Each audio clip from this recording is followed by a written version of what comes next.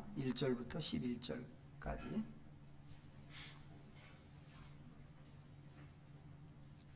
찾으셨으면 우리 주신 말씀을 오늘도 함께 읽겠습니다. 열왕기하 2장 1절부터 11절.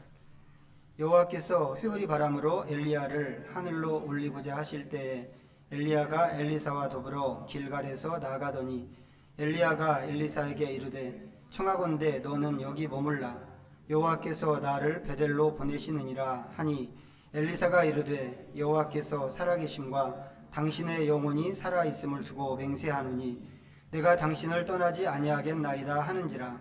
이에 두 사람이 베델로 내려가니 베델에 있는 선지자의 제자들이 엘리사에게로 나아와 그에게 이르되 여호와께서 오늘 당신의 선생을 당신의 머리 위로 데려가실 줄을 아시나이까 하니 이르되 나도 또한 아노니 너희는 잠잠하라 하니라. 엘리야가 그에게 이르되 엘리사야 청하건대 너는 여기 머물라. 여호와께서 나를 여리고로 보내시느니라. 엘리사가 이르되 여호와께서 살아계심과 당신의 영혼이 살아있음을 두고 맹세하노니 내가 당신을 떠나지 아니하겠나이다 하니라. 그들이 여리고에 이르매 여리고에 있는 선지자의 제자들이 엘리사에게 나와 이르되 여호와께서 오늘 당신의 선생을 당신의 머리 위로 데려가실 줄을 아시나이까 하니 엘리사가 이르되 나도 아노니 너희는 잠잠하라. 엘리야가 또 엘리사에게 이르되 청하건대 너는 여기 머물라. 여호와께서 나를 요단으로 보내시느니라 하니 그가 이르되 여호와께서 살아계심과 당신의 영혼이 살아있음을 두고 맹세하노니 내가 당신을 떠나지 아니하겠나이다 하는지라. 이에 두 사람이 가니라. 선지자의 제자 50명이 가서 멀리 서서 바라보매 그 두 사람이 요단가에 서 있더니 엘리야가 겉옷을 가지고 말아 물을 치매 물이 이리저리 갈라지고 두 사람이 마른 땅 위로 건너더라. 건너매 엘리야가 엘리사에게 이르되 나를 내게서 데려감을 당하기 전에 내가 내게 어떻게 할지를 구하라. 엘리사가 이르되 당신의 성령이 하시는 역사가 갑절이나 내게 있게 하소서 하는지라. 이르되 내가 어려운 일을 구하는도다. 그러나 나를 내게서 데려가시는 곳을 내가 보면 그 일이 내게 이루어지려니와 그렇지 아니하면 이루어지지 아니하리라 하고 두 사람이 길을 가며 말하더니 불수레와 불말들이 두 사람을 갈라놓고 엘리야가 회오리 바람으로 하늘로 올라가더라. 아멘. 예, 지난주에 공지해드린 대로 오늘은 부르키나파소에서 또 복음을 섬기는 우리 김성환 선교사님이 하나님의 말씀을 좀 나눠주시겠습니다. 주의 뜻과 때를 따르는 사람들이라고 하는 제목을 가지고 이제 말씀을 전하실 때 우리 모두가 좀 열린 마음으로 잘 듣고 크게 도전과 은혜를 얻었으면 좋겠습니다. 자, 이제 선교사님 나오시겠습니다.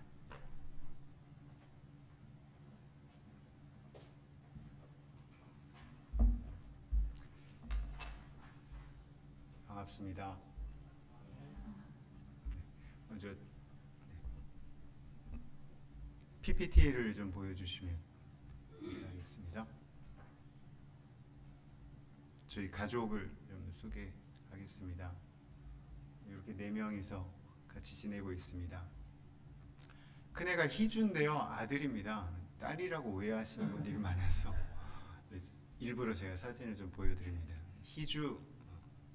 그리고 혜인이 이렇게 둘이 저희에게 하나님이 주신 자녀들입니다. 큰애는 이제 고2 올라가고요. 둘째는 중3 올라갑니다. 한국 나이로는 큰애는 고3인데 중국에서 1년이 늦춰지고 또 아프리카 가서 1년이 늦춰져서 지금 고2 이제 올라가게 됩니다. 네, 그다음 사진. 부르키나파소 국기입니다. 국기. 빨간색, 초록색, 노란색으로 되어 있는 국기를 여러분들 잘 보시면 잘 어디에서 본 것 같은 느낌이 드실 텐데요. 아프리카에 있는 나라들이 저 3가지 색깔로 세로로 놨다가 가로로 놨다가 여러 가지 방법으로 저 3가지 색깔을 써서 좀 사용하고 국기로 사용하고 있습니다. 한 장 더 넘겨주시면 그 다음 장으로 넘겨주시겠어요? 잘 보이시나요? 아프리카 생각하시면은 제일 많이 먼저 연상되는 것이 무엇입니까? 동물들이죠. 동물들은 아프리카 동부 쪽에 몰려 있습니다. 그리고 아프리카 동부는 아프리카 생각하실 때 굉장히 덥다고 생각하실 텐데 동부는 그렇지 않습니다. 가보진 않았는데요. 그쪽에 계신 선교사님들이 얘기하시더라고요.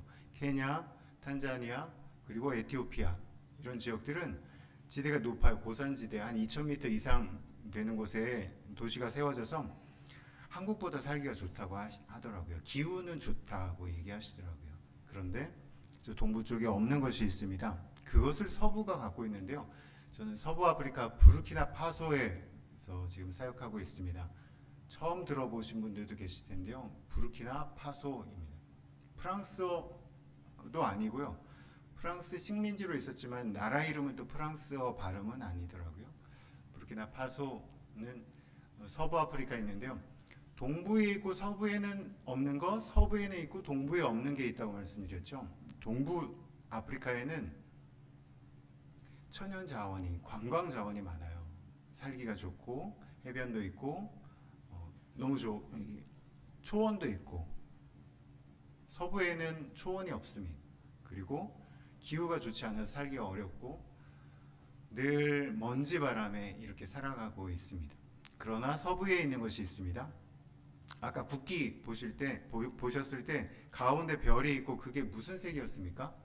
노란색이었죠. 자원이에요. 자원. 서부 아프리카에는 자원이 많습니다. 그래서 그 자원들을 잘 개발하면 자꾸 수탈을 해가는 거죠. 누군가 자꾸 뺏어갑니다. 강대국들이 자꾸 뺏어가서 못 사는 거예요. 부르키나파소는 손가락 안에 드는 빈국입니다. 자원이 없어서 그런 게 아니에요. 어딘가에는 그렇게 많다고 하는데요. 곳곳에 있더라고요. 부르키나파소 곳곳에 금이 그렇게 난대요. 근데 한 번도 제가 본 적이 없습니다. 그리고 금뿐만 아니라 굴이나 여러 가지 광물 자원들이 난다고 하더라고요. 근데 그거 다 잘 빼앗겨서 굉장히 어려운 나라의 살림을 지금 살고 있습니다. 한 60% 정도 되는 무슬림들이 있고 20% 정도 되는 카톨릭이 있습니다. 그리고 한 10% 정도 되는 기독교인들이 함께 사는데요. 무슬림들 하면 여러분들 어떤 생각이 드세요? 굉장히 강할 것 같은 느낌이 드시잖아요. 부르키나파소에 있는 무슬림들은 굉장히 온순합니다. 다르게 얘기하면 어떤 거예요? 신앙이 좀 묽다는 거죠. 그래서 저희 옆집에 최근에 알게 된 사실인데요. 아저씨는 카톨릭 신자고 독실한 카톨릭 신자고 아줌마는 이슬람교도 무슬림이더라고요. 그런데 그 가정이 너무너무 잘 사는 걸 보고 아, 무슬림들이 강하지 않구나라는 것을 다시 한번 제가 생각했습니다. 그런 나라에 살고 있습니다. 오늘 말씀 함께 나눌 수 있게 되어서 너무너무 감사합니다. 여러분들이 매주 정말 박정호 목사님 통해서 귀한 말씀 듣고 계실 텐데요. 제가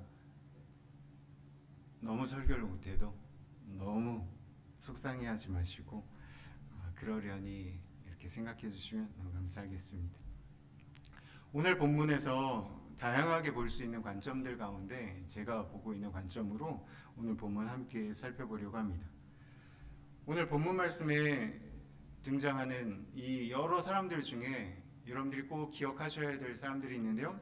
1절 말씀 다시 한번 보시면 1절에 여호와께서 회오리 바람으로 엘리야를 하늘로 올리고자 하실 때 이렇게 말씀을 시작하고 있습니다.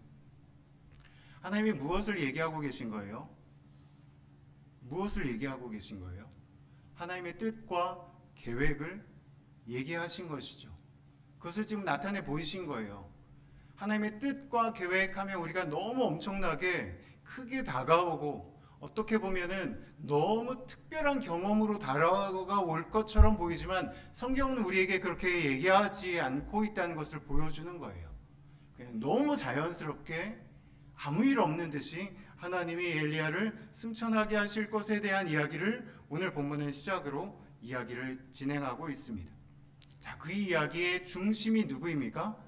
엘리야이죠. 엘리야. 그런데 그 하나님의 그 뜻이 엘리야에게만 국한되어 말씀되어진 것이 아니라는 것을 오늘 본문을 우리가 읽으면서 보았죠.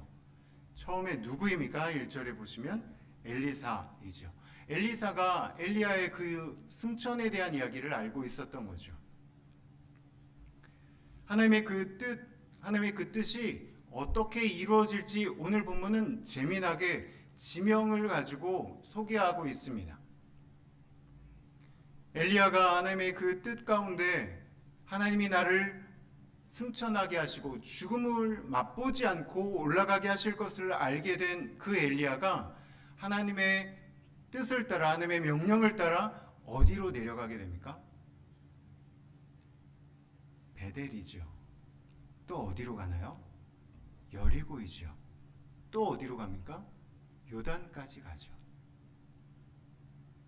하나님이 엘리야에게 주셨던 그 하나님의 뜻과 계획이 엘리사에게 나누어지고 또 베델과 여리고와 요단에 가서도 그 하나님의 뜻이 엘리야와 엘리사만 알 수 있는 비밀처럼 그들이 알고 있는 그들만의 이야기가 아니라 그 이야기는 누구나 다 알고 있었다는 것을 성경이 우리들에게 얘기해 주고 있는 거죠. 선지자의 제자들이 가는 곳곳마다 이야기했습니다. 엘리야가 이제 곧 승천할 거래요. 알고 계세요? 엘리사에게 얘기하고 있죠. 누구에게나 하나님의 뜻이 만연해 있다는 것을 보여주는 것입니다. 하나님의 그 계획을 하나님의 성도들에게, 하나님의 귀한 자녀들에게 나타내 보여주실 때 우리는 자꾸 오해할 때가 있죠. 하나님의 그 뜻은 특별한 사람에게 특별한 때, 특별한 계획을 가지고 하나님이 일하실 것에 대한 오해가 우리 안에 있지요. 그러나 하나님의 그 뜻은 우리가 생각하는 것보다 널리 퍼져 있다는 것을 성경이 우리들에게 얘기하고 있는 거예요. 자꾸 특별하게 생각하려고 하는 우리들의 마음 안에 하나님이 우리들에게 어떻게 우리들 가운데 하나님의 뜻을 나타내 보이시고 그 하나님의 뜻이 우리들을 통해 어떻게 이루어지기를 원하시는지 성경은 우리들에게 조금 더 다양한 방법으로 자세하게 보여주고 있는 사건이 바로 이 사건이라는 것을 오늘 본문을 통해 우리는 확인할 수 있습니다. 다양한 사람들에게 하나님의 그 뜻을 나타내고 계시죠. 그럼에도 불구하고 우리는 그 하나님의 뜻을 조금 어려운 말로 계시라고 얘기하죠. 이것은 하나님의 그 뜻이 보편적으로 하나님의 백성들에게, 하나님의 자녀들에게 나타내 보여지지만 이 보편적인 하나님의 그 귀한 뜻과 계획은 누구나 중요하지 않은 것으로, 가벼운 것으로 여길 수 없다는 것을 성경이 우리들에게 알려주고 있는 거죠. 그래서 우리는 그것을 계시라고 합니다. 계시라고 할 때 우리는 그 계시를 다른 말로 비밀이라고도 얘기하죠. 그러나 이 계시는 조금 전에 말씀드렸던 것처럼 보편성을 가지고 있습니다. 그러나 왜 비밀이라고 또 다른 말로 이야기할까요? 그 비밀인 그 계시는 하나님의 자녀들에게만 열려 있기 때문에 그렇습니다. 누구나 하찮게 여길 수 있도록, 누구나 손만 뻗으면 얻을 수 있도록 그 계시가 하나님의 뜻이 늘 열려 있는 것처럼 보이지만 그 열려 있는 그 하나님의 귀한 그 말씀은, 그 뜻은 하나님을 온전하게 섬기는 그 사람들에게만, 하나님의 자녀들에게만 열려 있기 때문에 비밀이지요. 그 하나님의 귀한 뜻, 그 귀한 은혜의 비밀들, 그 귀한 것이 오늘 본문 안에 어떻게 담겨지고 이루어지는지 여러분들이 한번 다시 보셨으면 좋겠습니다. 우리가 함께 읽은 1절부터 11절까지의 말씀을 한마디로 요약하면 무엇입니까? 엘리야가 하나님의 뜻대로 승천했다는 것이죠. 저에게 능력이 있다면 저는 1절하고 11절 딱 붙여가지고 엘리야가 하나님의 뜻대로 승천했습니다, 이렇게 기록할 것 같습니다. 그런데 오늘 우리가 함께 읽으면서 여러분들이 읽으시면서도 좀 의아해 하시지 않았습니까? 여러분들 잘 알고 있는 사건이기 때문에 이런 말씀이 있었나 싶으실 수도 있을 거예요. 계속 반복되고 있죠. 표현도 다른 사람의 입을 통해서 계속해서 이야기되고 있지만 그 이야기가 계속 반복되고 있지요. 왜 반복되어서 기록이 되었을까요? 왜 하나님은 이것을 반복해서 이야기하고 계실까요? 왜 우리로 하여금 반복해서 이 이야기들을 듣게, 읽게 하셨을까요? 엘리야 때문이죠. 엘리야 때문이에요. 엘리야가 승천하는 이야기를 우리는 믿음으로 받고 있기 때문에 좀 낯설지 않죠. 당연하다 이렇게 여기시죠. 그렇지만 정말 특별한 일이죠. 여러분들 혹시 소망하면서 기도하고 계세요? 승천하기를? 그런 분들은 계실 수도 있겠지만 엘리야는 기도하지 않았습니다. 승천하기를 기도하지 않았어요. 하나님, 이 땅에서 사는 거 너무 힘들어요. 나 승천하게 해주세요. 그렇게 기도하지 않았습니다.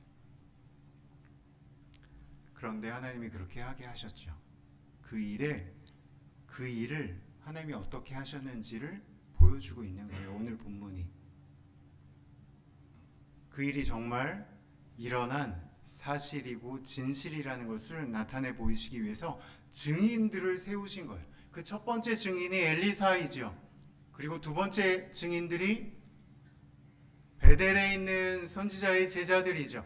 세 번째 증인들이 여리고에 있던 선지자의 제자들입니다. 네 번째 증인들은 요단가에 있었던 50명이라고 되어 있는 선지자의 제자들입니다. 그 사람들이 왜 이 성경에 존재하고 있습니까? 증인으로 서 있는 거죠. 이름도 기록되지 않은 그 시대에 어떤 삶을 살았고 하나님 앞에 어떤 쓰임을 받았는지 우리가 다 알 수 없는 그 사람들이 이 성경 안에 기록되어서 엘리야의 승천이 거짓이 아님에 대한 증인으로 남아 있는 것입니다. 성경이 우리들에게 무엇을 얘기하고 있는 것입니까? 동일하게 하나님의 뜻을 따라 살아가고 있는 우리들에게 혹시 주인공 되고 싶어 하는 거 아니야? 주인공이 아니어서 하나님의 뜻과 먼 곳에 있고 싶어 하는 거 아니니? 라고 질문하고 있는 거죠. 하나님의 뜻에 대해서 우리가 어떤 태도로 살아가고 있는지에 대한 이야기를 성경이 질문으로 우리에게 하고 있는 것입니다. 이런 사람들이 존재했구나, 그런 사람들이 증인이었대, 그냥 그렇게 떠넘기고 나랑 상관없는 이야기처럼 이 본문을 대하는 우리들에게 묻고 있는 거죠. 그렇게 이름도 어떤 삶을 살았는지 역사적인 기록도 남아있지 않은 그 사람들이 하나님의 뜻을 알았던 것처럼 하나님이 이 땅을 살아가는 우리들에게 하나님의 그 뜻을 알려주실 때 이건 나와 상관없는 일이야 라고 그냥 접어두고 있는 것은 아닌지, 그 하나님의 그 뜻을 따라 우리는 어떤 삶을, 그 뜻 앞에서 우리는 어떤 태도를 가지고 살아가고 있는지에 대해서 이야기하는 거예요. 이것이 하나님의 뜻이다, 엘리야가 승천하는 것이 하나님의 뜻이다 생각이 들었으면 그 선지자들, 베델에 있던 선지자의 제자들은 어떻게 해야 했습니까? 우리 같으면 어떻게 했겠습니까? 쫓아가야죠. 엘리야, 바짓가랑이라도 붙잡고 쫓아가야죠. 안 그러시겠습니까? 그 현장 보고 싶지 않으십니까?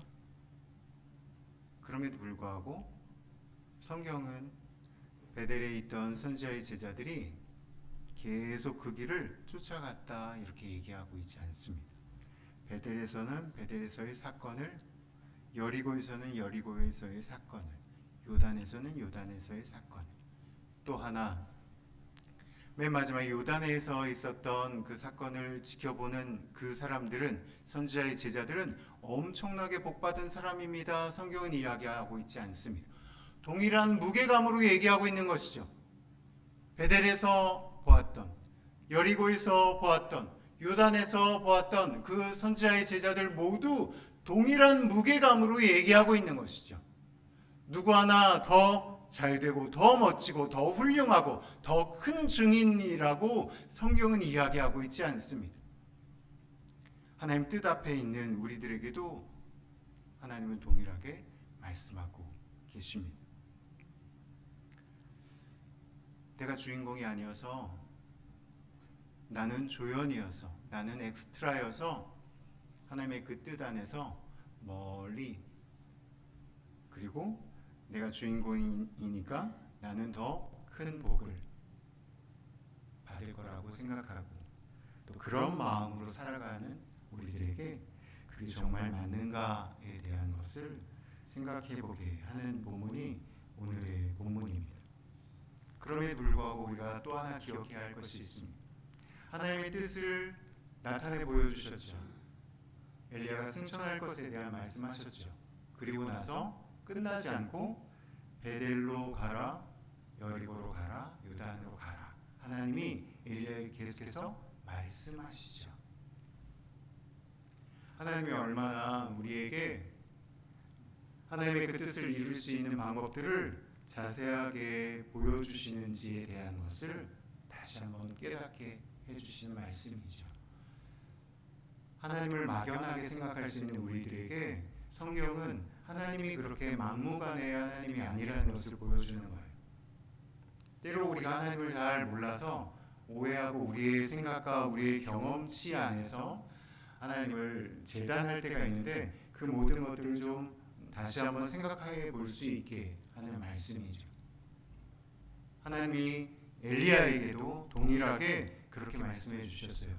베델로, 여리고로, 요단으로 가도록. 하나님의 그 크신 뜻 안에 세부적으로 어떻게 해야 되는지까지 하나하나 차분히 알려주고 계신다는 것이죠. 그때 엘리야가 하나님을 향해서 하나님, 왜 이렇게 내려가라고 자꾸 하세요? 나 베델에 왔어요. 이번에 해결하시죠? 이렇게 뻗대지 않았죠. 하나님, 나 여리고 여기까지 왔는데 좀 이젠 그만하시죠? 하지 않았어요. 엘리야가 했던 것은 무엇입니까? 하나님의 그 뜻을 순종함으로 나아갔던 거죠. 선지자의 제자들도 마찬가지입니다. 쫓아가지 않았죠? 거기까지라고 믿고 순종했던 것이죠. 하나님이 우리에게 말씀하시는 교훈이 바로 그것이다 라고 저는 보고 있습니다. 하나님의 뜻 찾으려고만 애쓰는 우리들에게 그게 나와 어떤 상관이 있지? 라고 하는 것에만 마음을 두고 있는 우리들에게 하나님의 뜻을 우리에게 알려주시는 여러 가지 다양한 방법들이 있는데 그 방법들을 통해서 우리에게 알려주실 때 우리는 그 말씀에 순종하고 있는가? 그 말씀을 따라가고 있는가? 그 믿음을 가지고 살아가고 있는가? 성경을 통해 하나님 우리에게 말씀하고 계십니다. 한 번 더 생각해 보셔야 할 것이 있습니다. 엘리야가 언제 승천했습니까? 엘리야도 엘리사도 몰랐던 것이 무엇입니까? 선지자의 제자들도 몰랐던 것이 무엇입니까? 언제인지에 대한 것이죠. 때. 그날이 언제입니까? 며칠입니까? 무슨 요일입니까? 몇 시입니까? 궁금할 수 있잖아요. 준비하고 싶으니까요. 목욕도 좀 하고 깨끗한 옷도 좀 입고 멋지게 하나님의 부르심에 아멘하고 큰 소리로 외쳐서 아멘하고 가고 싶은 마음 있을 수 있죠. 그러나 그것을 하나님은 허락하지 않으셨죠. 때에 대한 것은 하나님이 하나님의 방법대로 하시겠다. 그 때에 대한 것은 하나님이 답을 주지 않으셨습니다. 그래서 엘리야도 하나님의 뜻을 따라 계속 가라고 하시는 데까지 갔던 것이고 엘리사도 포기하지 않고 끝까지 엘리야를 따라갔던 것이죠. 하나님의 뜻 앞에서 우리가 쉽게 범하는 우가 무엇입니까? 조급함이죠. 조급함입니다. 또 다른 측면에서는 자꾸 미루는 것이죠.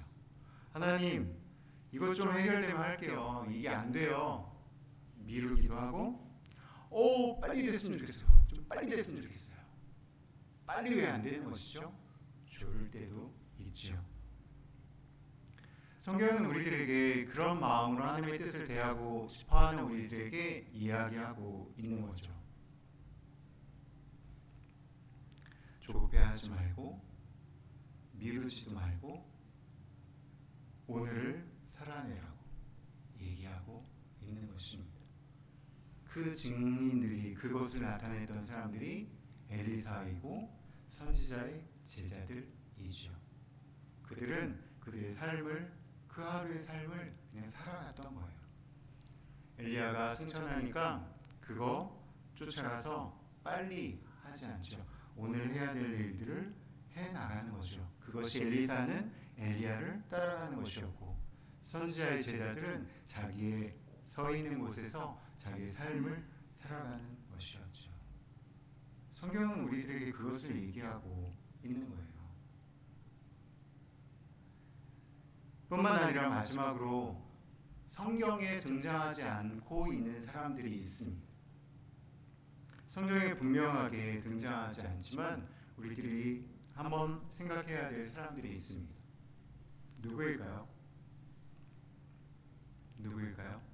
두 부류의 사람들인데요. 그 중에 한 부류는 우리이죠. 우리 성경에 등장하고 있지 않잖아요. 여러분들이 동탄제일교회 성도들이 성경에 오늘 등장하고 있지 않잖아요. 그러나 오늘 본문은 우리들에게 말씀하고 있죠. 우리들에게 주시는 말씀이에요. 또 한 부류의 사람들은, 감춰져 있는 한 부류의 사람들은 처음 이 말씀을 들었던 사람들이죠. 처음 이 열왕기서를 받아들었던 사람들은 유대 사람들이었어요. 포로로 잡혀가 있는 유대인들이었어요. 포로로 잡혀간 유대인들에게 엘리야의 승천 이야기는 어떤 의미였을까요? 이 포로로 잡혀가 있는 유대인들에게 이 엘리야가 승천했다는 이 이야기가 어떤 도움을 주었을까요? 어떻게 그들에게 영향을 미쳤을까요? 이 사람들에게 정말 유익한, 그 잡혀있는 사람들에게 희망의 메시지가 되었을까요? 저는 되었다고 보고 있어요. 하나님이 어떤 분인지에 대해서 실망하고 하나님을 이미 떠난 사람들, 마음으로 이미 결별한 사람들, 유대에 잡혀간 포로들에게는 그런 마음이 있었을 거예요. 모두가 그렇게 한 마음으로 있진 않았겠지만 어떤 사람들에게는 그런 마음이 있었을 거예요. 그런 사람들에게 하나님이 누구이신지를 알려주는 귀한 말씀이 바로 엘리야가 승천했다는 이 이야기이지요. 왜 그렇습니까? 말씀하신 대로 하나님의 뜻을 나타내신 대로 이루셨다는 것을 분명하게 보여주는 사건이기 때문에 그렇죠. 바벨론에 잡혀간 유대인들에게는 하나님이 어떤 분으로 여겨졌을까요? 하나님이 우리 포기한 거 아니야? 우리 하나님의 백성들인데 하나님 우리 포기해서 이렇게 잡혀있는 거 아니야? 우리는 다 망해서 이제는 끝이야. 우리에게는 희망이 없어. 나라 잃은 우리들에게 어떤 희망이 있겠어? 라고 생각했던 그들에게 하나님은, 예전에 일하셨던 그 하나님은, 그 약속하신 대로 일하셨던 그 하나님은 지금도 살아계신 하나님이십니다 라는 것을 보여주는 사건이죠. 그런 의미에서 잡혀있는 이 유대인들에게는 이 메시지가 희망의 메시지가 되었을 것입니다. 뿐만 아니라 신약 시대를 살아가고 있는 우리들에게도 이 말씀은 약속의 말씀으로, 하나님을 알려주시는 말씀으로 우리에게 전달되어지는 귀한 은혜의 말씀이죠. 왜 그렇습니까? 우리는 포로로 잡혀있지 않지요. 풀려날 것을 기대하는 사람들이 아닙니다. 우리는 예수 그리스도께서 이 땅에 다시 오실 그 영원한 구원의 날을 기대하며 기다리며 소망하며 살아가는 사람들이죠. 그런 우리들에게 가장 중요한 것은 무엇입니까? 하나님이 그 일을 하실 수 있는 유일한 분이심에 대한 믿음이지요. 그것을 어떻게 확인할 수 있습니까? 말씀으로 확인하는 것이죠. 어떤 감각적으로 우리가 느낌이 있어서 확인하는 것이 아니라, 확인할 수 있는 것이 아니라, 오늘 우리에게 주시는 그 귀한 말씀이 우리로 하여금 영원한 구원을 이루실 그 하나님에 대한 기대감을 안고 살아갈 수 있는 근거 자료가 되는 것이죠. 그것이 근거 자료가 될 수 있는 것은 그렇게 말씀하시고 그 말씀을 이루신 하나님이 살아계신 하나님이시기 때문에 그렇죠. 우리는 그것을 말씀 안에서 늘 확인하고 그 말씀을 근거로 해서 그 말씀을 이루신 그 하나님이 나의 하나님이심에 대한 고백으로 오늘을 살아가는 것이죠. 마치 엘리사가 선지자의 제자들이 그 믿음을 가지고 하나님이 이루실 것에 대한 믿음을 가지고 오늘을 살아냈던 것처럼, 순종함으로 오늘을 살아냈던 것처럼, 하나님의 뜻의 주인공이든지 조연이든지 엑스트라든지 상관없이 하나님이 그 뜻을 따라 하나님의 백성들을, 하나님의 자녀된 하나님의 귀한 자녀들을 하나님의 귀한 뜻에 따라 살아갈 수 있도록 하시는 그 은혜의 하나님이심을 믿음으로 우리는 또 오늘 하루를 살아가는 것이죠. 그렇게 살아가는 우리들에게 하나님이 이루실 것에 대한 믿음 있습니까? 그 믿음으로 살아가고 있습니까? 그 믿음대로 하나님이 이루실 분임을 우리의 삶이 증거하고 있습니까? 라고 오늘 본문은 우리들에게 묻고 있습니다. 그 물음 앞에 우리가 답해야 할 시간이 바로 우리의 일주일 동안의 삶이죠. 그 시간이죠. 그 시간이, 그 답이 우리의 일주일 동안의 삶 안에서 담아져야 하는 것이죠. 그 담아진 삶, 때로는 답을 찾지 못해서 안타까운 마음으로 예배 자리에 나올 수도 있고, 또 때로는 그 답을 찾아서 너무 기쁜 마음으로 나올 수도 있고, 기쁜 마음으로 나온 이들에게는 감사의 예배가 되고 하나님을 향해서 또 기대하는 마음으로 나갈 수 있게 되는 예배이고, 아직 답을 찾지 못하고 힘겹게 하나님 앞에서 씨름하면서 나아가고 있는 자들에게는 하나님이 그 모든 것에 대한 은혜들을 베푸셔서 답을 찾아가게 하실 줄 믿음으로 다시 한번 그 하나님이 누구이신지를 확인하는 자리로 우리가 예배로 하나님 앞에 나아가고 있는 것이죠. 그 예배의 그 귀함이 바로 거기에 있다는 것, 여러분들이 잊지 않으셨으면 좋겠습니다. 뿐만 아니라 그 은혜로 하루하루를 힘있게 살아가시는 여러분들 되셨으면 너무너무 좋겠습니다. 선교사이지만 목사로서 저는 여러분들에게 꼭 부탁드리고 싶습니다. 우리가 함께 생활하는 장소가 좀 떨어져 있죠. 멀리 떨어져 있습니다. 비행기 오래 타면 너무 좋을 것 같은 생각이 예전엔 있어서 저 나름대로 어떤 계획을 갖고 있었냐면, 어떤 수단과 방법을 써서든지 어떤 기회를 잡든지 공항에 10번 가면 비행기 한 번 타는 거다라고 하는 공식을 제가 갖고 있었습니다. 실제로 그렇게 된 적도 있었는데요. 그래서 공항에 나간다, 어떤 사람이 이제 출국한다 그러면 시간이 되면 웬만하면 공항에 나갔던 적도 있었습니다.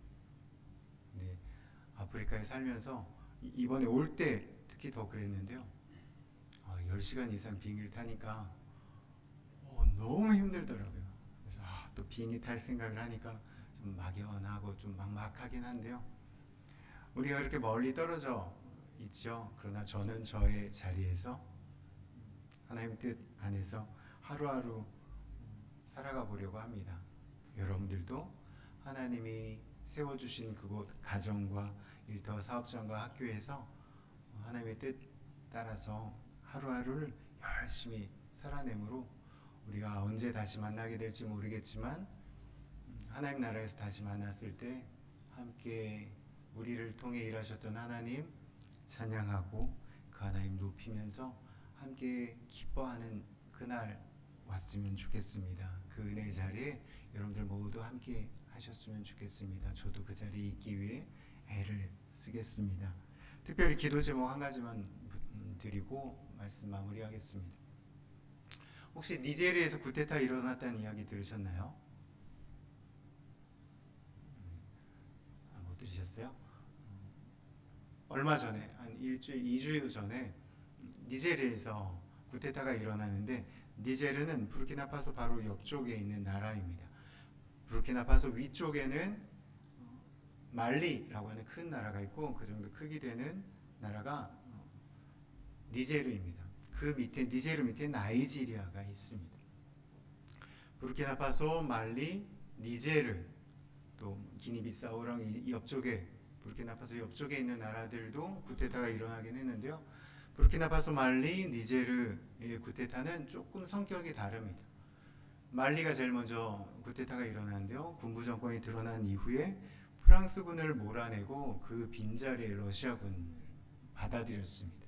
부르키나파소도 똑같은 절차를 거쳐서 프랑스군을 몰아내고 러시아군을 이렇게 받아들이고 있습니다. 러시아 용병이죠. 와그너 그룹을 들어보셨을 텐데요. 와그너 그룹 그 사람들이 들어오려고 하는데 부르키나파소는 아직까지는 와그너 그룹이 들어오진 않았습니다. 근데 러시아랑 수교를 맺고 러시아의 도움을 받고 있습니다.